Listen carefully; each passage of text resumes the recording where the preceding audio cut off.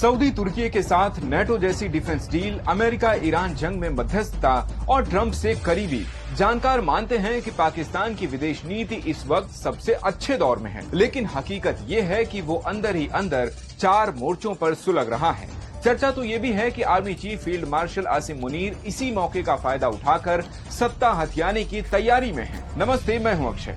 क्या है पाकिस्तान में चल रही उठापटक की इनसाइड स्टोरी, जानेंगे मंडे मेगा स्टोरी में। शुरुआत करते हैं बलूचिस्तान से। पाकिस्तान का 44% हिस्सा, जहां धधक रही है 75 साल पुरानी बगावत की आग। 1948 में पाकिस्तान में विलय के बाद से ही बलूच हथियार उठाते रहे हैं। साल 2000 में बलूच लिबरेशन आर्मी यानी BLA बनी, जिसने 2005 से पाकिस्तान के खिलाफ 5वां और सबसे लंबा विद्रोह शुरू किया। BLA का दावा है कि 2025 में उसने 521 से ज्यादा हमले कर 1060 पाकिस्तानी सैनिक मारे। इस साल अब तक बलूचिस्तान में 765 हिंसक घटनाएं हुई, 1600 से ज्यादा लोग मारे गए। BLA का दावा है कि बलूचिस्तान के 85% इलाके पर उनका कब्जा है। खुद का राष्ट्रगान, झंडा और करेंसी के साथ साथ 5 लाख लड़ाकू की फौज भी है। 11 अगस्त को बलूचिस्तान अपना स्वतंत्रता दिवस मनाने की तैयारी में है। अब बात पाकिस्तान के एक और सुलगते इलाके की, खैबर पख्तूनख्वा। अफगानिस्तान से सटे इस सूबे में TTP यानी तहरीके तालिबान पाकिस्तान एक्टिव है। मकसद पाकिस्तानी सरकार उखाड़कर इस्लामी सत्ता कायम करना। 2021 से 2025 के बीच TTP के हमले 5 गुना बढ़े।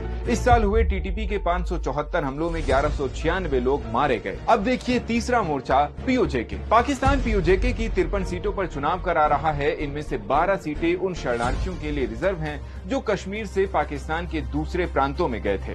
2023 में बनी JAAC यानी ज्वाइंट अवामी एक्शन कमेटी का आरोप है कि पाकिस्तान इन्हीं 12 सीटों के जरिए चुनाव में धांधली कर अपने नेताओं को जिताता है। इसी के खिलाफ प्रदर्शन हो रहे हैं। पाकिस्तान सरकार ने JAAC को बैन कर दिया है। पाक फौज और पुलिस इन प्रदर्शनों को बेरहमी से कुचल रही है।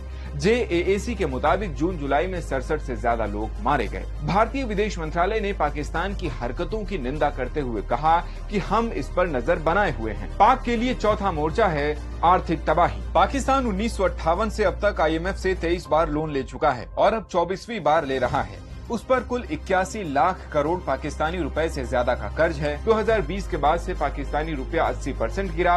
विदेशी निवेश भी 31% घटा है। पाकिस्तान की 29% आबादी गरीबी रेखा के नीचे है। 59 लाख लोग बेरोजगार हैं। 6 अगस्त को इस्लामाबाद इकोनॉमिक समिट में गृह मंत्री मोहसिन नकवी ने कहा, पाकिस्तान का दशकों पुराना सियासी ढांचा चरमरा गया है। जब तक नेता व्यवस्था नहीं सुधारते, फील्ड मार्शल आसिम मुनीर की मेहनत का फायदा नहीं होगा। नकवी को फौज का सिविलियन चेहरा माना जाता है। वो वही बोलते हैं जो पाक आर्मी उनसे बुलवाती है। पाक आर्मी के पूर्व अफसर आदिल रजा ने दावा किया कि ISI की 7 घंटे चली बैठक में टॉप मिलिट्री लीडरशिप ने माना है कि देश का सिस्टम ढह गया है, नया सिस्टम बनाने की तैयारी चल रही है। पाकिस्तान में सेना अब तक 4 बार तख्तापलट कर चुकी है। हर बार सेम पैटर्न, देश पर संकट गहराता है और सेना प्रमुख खुद को जरूरी बताते हैं। अयूब खान, याह्या खान, जियाउल हक और परवेज मुशर्रफ ने भी यही रास्ता चला था। आदिल रजा का दावा है कि आसिम मुनीर पाकिस्तान के राष्ट्रपति और नकवी नए प्रधानमंत्री बन सकते हैं। Pakistani political expert Ayesha Siddiqa कहती है, मुनीर को या तो सेना बैरकों में ले जानी चाहिए या मैदान